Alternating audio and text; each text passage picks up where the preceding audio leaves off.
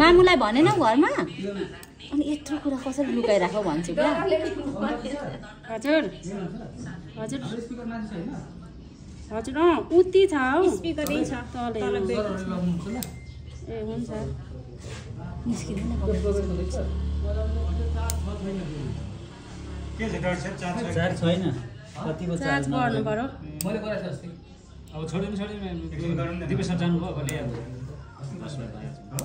सिकेचा पनि ठुलो हुन्छ नि सिकेचा झन् मुनि छ दुःख बाबा ठुलो हुन्छ नि सिकेचा सिकेचा ठुलो हुन्छ त्यसको उ गर्नेपछि चाहिँ यस्तो स्टेप हुन्छ क्या अनि त्यो तल मासुमा घोप्दैन भने त्यो भए पनि तर अनि म परसम्म जानुलाई त त्यो मासुमा खोइ त कति बेला अड्काको नानी 4 दिन भइसक्यो अरे हौ 3-4 दिन भइसक्यो 3-4 दिन भइसक्यो होइन नि औठी लगाइराख्ने हिजो जस्तै सिप्लो खालको छ क्या यो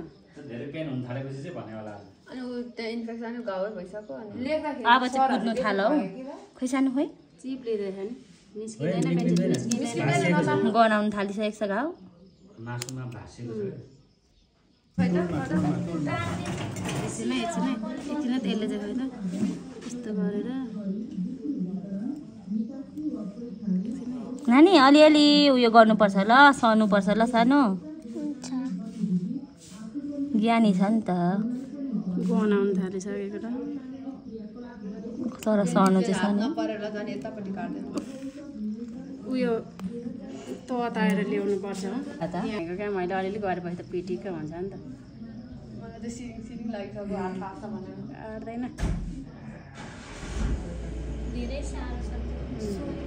तर लाइटर भए त हुन्थ्यो नि लाइटर दिनु गएको छ हौ त्यो सिकेचार त कहाँ छिर्छ त छिर्दैन हौ यो त कस्तो अप्ठ्यारो भयो सिकेचारले फुल काट्ने नि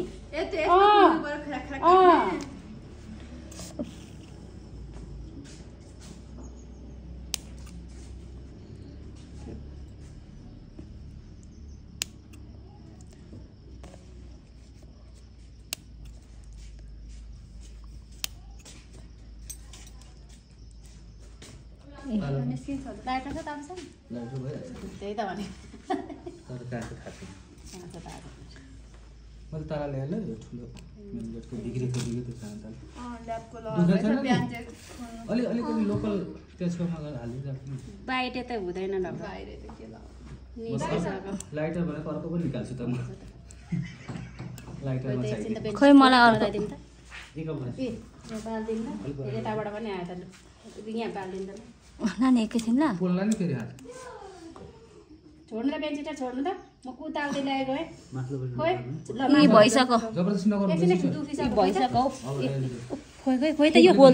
यो तातेकोले क्या तलबाट माथि जानु न सेलाइ जान्छ हौ एकछिन बोलो एकछिन थोडा सक्यो कोही गएको थियो तान्ने नि त दुईतिर अर्को पनि राख्नु त्यही त उयोले गर्नु पर्थ्यो क्या यो ल ल ल ल यो एकचोटि बालिदिनु त त्यसो गरेर एकचोटि तताइदिनु न फेरि एकछिन जबरजस्ती नगर्नु न उपोएर अनि यहाँ गाडिएको छ तपाईँलाई जो लाइटरले तातो हुँदैन होइन क्या यसले छुवाउने मात्रै क्या माथि खोइ त छुवाउने मात्रै चुटाउने मात्रै हो नि त मुनि गाडिएको छ है हुन्छ कि अलिकति मात्रै काट्यो भने बाटो हुन्छ कि त्यो माथिको काटिसकेको छ माथि त माथि काट्यो भने चाहिँ यहाँ चाहिँ फेरि उयो रहेछ नि त उँधोतिर दुख्छ फेरि रहेछ हौ तल चाहिँ घोज्छ कि अर्कोले एकछिनै नानी एकैछिन लामो लामो सास लिनु ल मासु काट्छ ल खै त एकछिन त ल यहाँनिर चाहिँ त्यो यहाँ गाडिएको छ हौ बनाइदिनु पायो भन्थ्यो क्या तर एकछिन नानी एकछिन यहाँ बाल्नु त लाइटर एकछिन नानी दुख्छ है त्यही त भनेको हो त्यो के त्यो एकछिन बनाउँदा त्यो घोट्नु पर्दैन कि छुने मात्रै हो क्या राख्ने मात्रै त गयो अझै थोरै अर्कोले उता जाने यसले यता जाने ल गयो ल यस्तो आमामामामामा आउने भनेपछि 4-5 दिन भइसक्यो भन्छ अनि फोटो खिच्नु पर्छ चिन्नु आँटेछ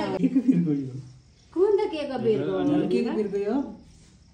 केको बिर्को नि कहाँ सिके जाता छिर्थ्यो त यसमा छिर्दैन मेरो पनि त्यसरी नै गएको छुट्यो ताराले के मेरो है त्यस्तै गएको मेरो पनि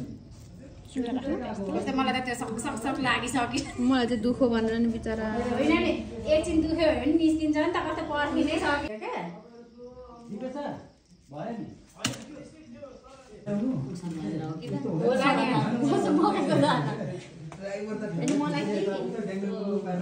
कोलो नानी लागेर त कस्तो महसुस लागेको कस्तो बनाउनु थालिसकेको रहेछ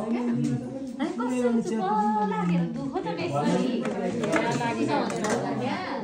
ज्ञानी तर साह्रै ज्ञानी अनि आफ्नो काम बिगाएर पछि त